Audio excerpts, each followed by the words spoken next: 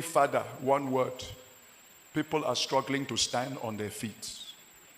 Then there's no need to pray another prayer. You will kill them. When you have not eaten food for 9 days and 9 nights, you don't pray long prayer. Father. So I have to wait for him to come from the land of the spirits. And when he came back, he said, you have never experienced that before. That he has given us what God said he should give us. That's the cost of 2 brand new cars, 5,000 and 5,000. But from the joy of his heart, he's adding another 5,000. And then I escorted him to his car. And as he was about to enter, he came back out and said, the Lord also said, I should buy you your own car. What brand of car do you need? And I told him. And I came back to my house and I told my wife, and praise and worship. After the praise and worship, my wife asked and said, I think this prayer is now over. I said, Madam, if only 9 days prayer can bring the cost of cash for 3 brand new cars plus a physical car, 30 days will give us 9 cars plus 3 physical cars with change. So let's continue the prayer. Only this time we'll be fasting like my father Omar by 6 a.m. to 6 p.m. Those are the 2 men that schooled me. EAE Omar and Papa Omar. It's Papa Omar who taught me to give God the tithes of my time every day in his presence. 2 hours, 40 minutes. Just round it up at 3 hours every day where you separate from men. That if you can give God the tithe of your time, God will give you his time. His time is the eternal realm. That's when you now start to have heaven encounters, God encounters, angelic encounters.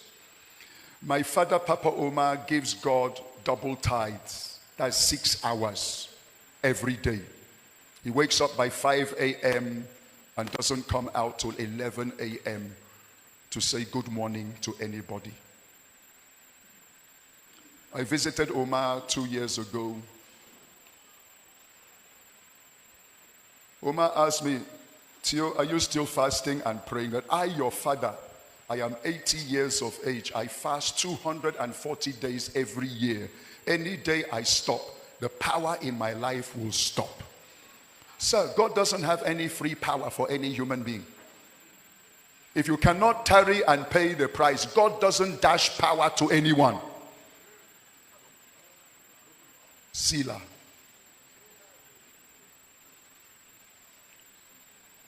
So we continued the fast, and I told my wife we'll be on from 6 to 6. We wake up 6 a.m. and pray 6 hours to 12 noon, then we can eat as we like.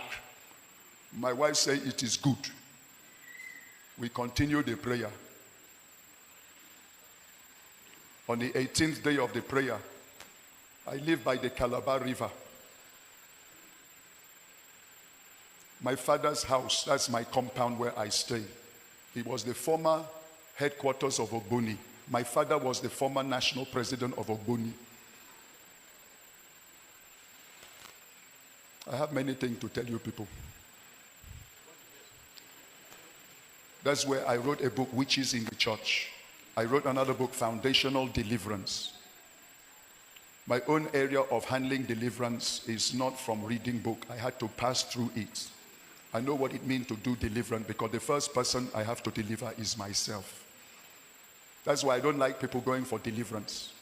If you can't deliver yourself, you will remain in bondage for the rest of your life. Learn to deliver yourself. Then you have power to deliver. Let me leave that thing.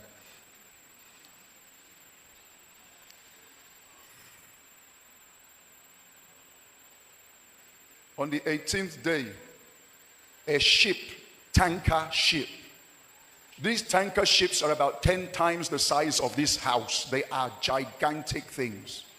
Parked in the frontage of our house on the Calabar River. And the whole night, lorry tankers were driving into our compound, offloading from the tanker ship to the lorry tankers.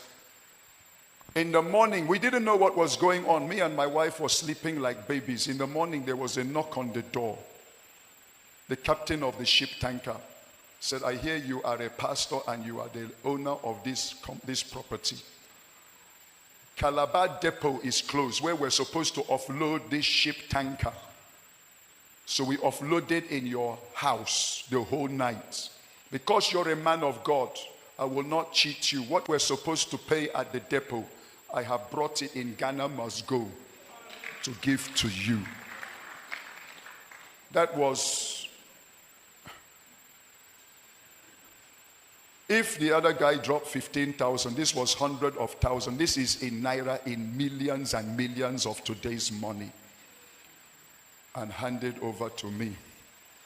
And I called my wife and showed my wife, and praise and worship part 2. And my wife said, I think this prayer is now over. I said, me, I will die with this prayer. The reason why you are going around like a refugee from Afghanistan, disturbing people for money, is because you don't know how to tarry until you were not schooled well. The Christianity you came into was a Christianity that you never met Papa Omo. Who called you? So your own Christianity you don't know how to withstand pressure. Any small thing, you go around disturbing people up and down. So you have to tarry until. The first church I pastored in Calabar was a Tinyan Abasi. By that time, I just came from London to Nigeria. I spent all my first years in United Kingdom. It was actually my first 20 years of my life I spent in UK. And at the age of 20, God called me and said, leave your motherland, come to your fatherland for the healing and deliverance of your people. That was how I left London and came to Calabar, Nigeria. I've never been to Nigeria before. I don't know the culture, I don't know the food. I've never eaten gari before, not to talk of draw soup.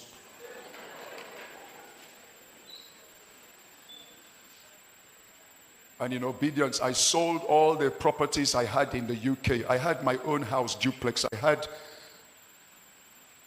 my own car, Triumph Herald 250. I had a Kawasaki motorcycle. I had a 10-gear racer bicycle. I sold everything and came to a place I don't know in obedience. When I came, I said, let me go and study law because my father was the leading lawyer in the whole of the southeast of Nigeria. He was the man who wrote the Constitution of Nigeria with Rotimi Williams.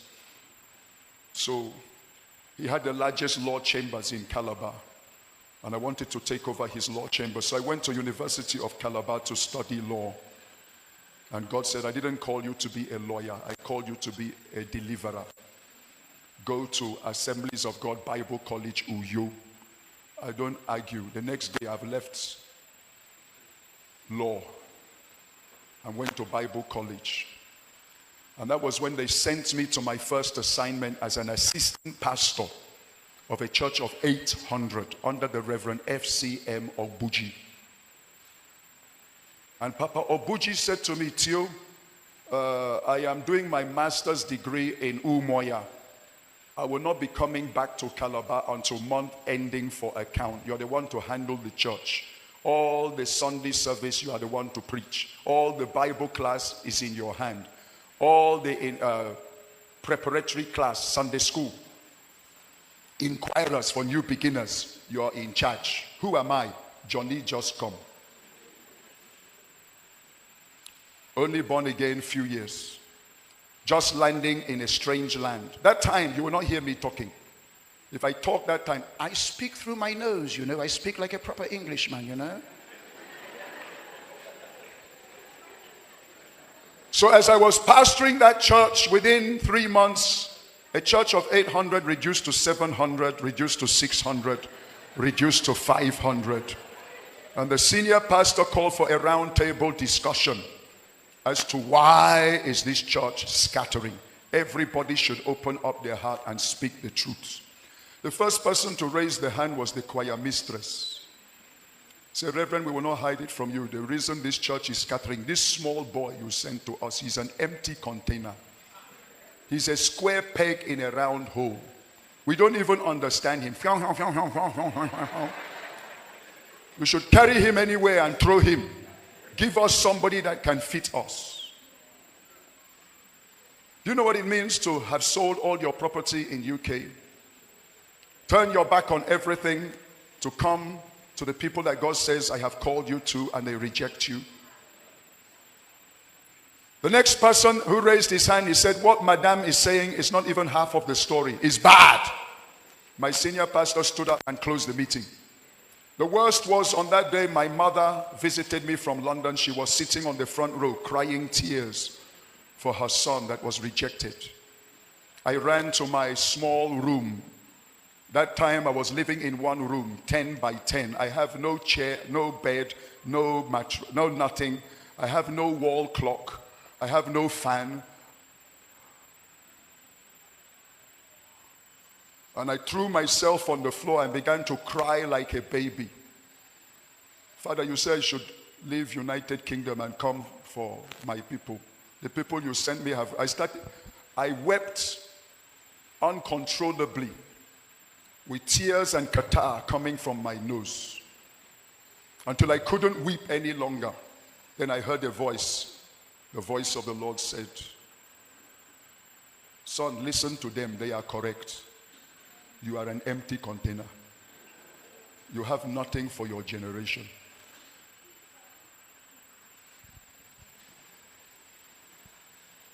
That's why I brought you here. I disconnected you to connect you to me. So now go and tarry. Go and lock yourself for the next 40 days. Do not come out to look at any man's face. 30 days. The only time you're allowed to come out from your house is if your senior pastor calls you. You attend to him, come back. Forget about food for the next 30 days. But if you like, you can eat one meal late in the night. Make sure you read minimum of 20 to 30 to 40 chapters of my word every day of these 40 days, 30 days. Seek my face and cry to me for help. That's how I pray though. I cry for 30 days. At the end of the 30 days, my senior pastor called me again and said, Theo, come and preach. I said, Daddy, I beg, no be me. Those people, they don't like me. You preach, let me kneel down, I will pray for you. He said, no, I like you, come and preach. Hey. I struggle and prepare message. I started to preach. I've not entered up to 10 minutes. I saw people everywhere doing like this.